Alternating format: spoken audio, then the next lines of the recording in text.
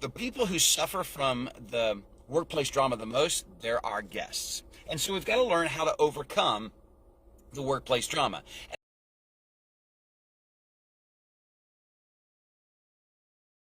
Okay, we got to talk about it. Workplace drama. Ugh, puke. Ugh, right? We don't like workplace drama, and millions participate in it. Why? Well, maybe it's because we're human.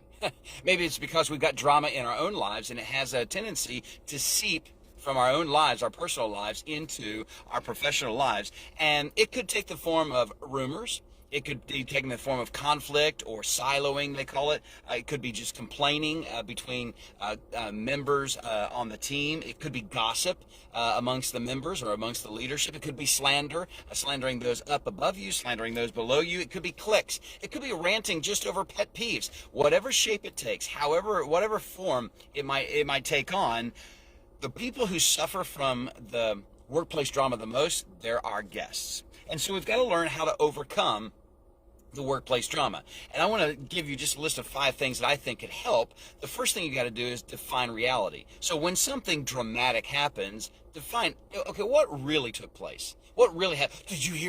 This is going on. Define reality. Instead of running after somebody else's perspective and somebody else's perception, look at what really happened. And that's the number one responsibility of a leader, is to define the reality. The second thing that I would suggest that you do is consider the source. Who is it that told you about this? Who is it that shared this information with you? Consider that source. Are they just drama follows them? Make sure that you find that source first. Okay, so define reality. Consider the source. Third thing is seek to understand. Try to understand exactly what's going on. And maybe ask somebody, what am I missing here?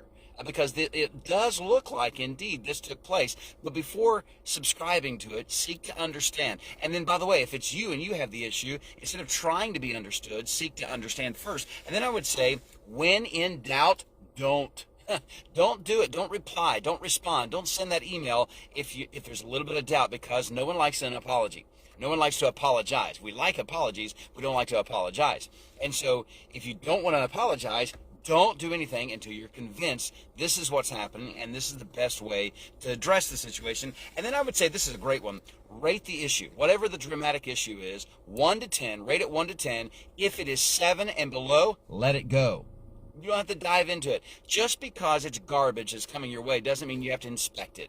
Doesn't mean you have to go through it and sort through it and get your hands all dirty in it. No, you could just let it go. I think our attitude shows up so much in the workplace, and the attitudes of others show up in the workplace. It finds its way there, and you get to choose your attitude before you even get there. That way, no one hijacks your joy, no one hijacks your positivity, and no one has a chance to ruin your day. Drama, if it's permitted to get a foothold in the workplace, can ruin a healthy culture. You could lose your good people. You could lose your reputation. You could lose good leaders and confidence in those leaders. You could even lose revenue, because guess when people are doing their garbage talk on company time, and you're losing money from your employees because the garbage talk that they're doing back and forth is happening on your dime. Also, people aren't coming back. People can tell. When they come into an organization, they can tell, ooh, this is not a healthy organization, and they may not be back, and you're losing revenue because of the drama in the workplace. And so where there are people, understand there's going to be drama, because people are messy, and that's just to be understood. It's the cost of doing business, because we need people. People are our greatest competitive advantage, but understand they're going to bring with them a story. They're going to bring with themselves an attitude. But you get an opportunity to settle the workplace drama if you'll follow at least these 4 things. First, you got to identify the problem, then you got to discuss the issues, then you got to solve it both now and forever, and then learn from the experience.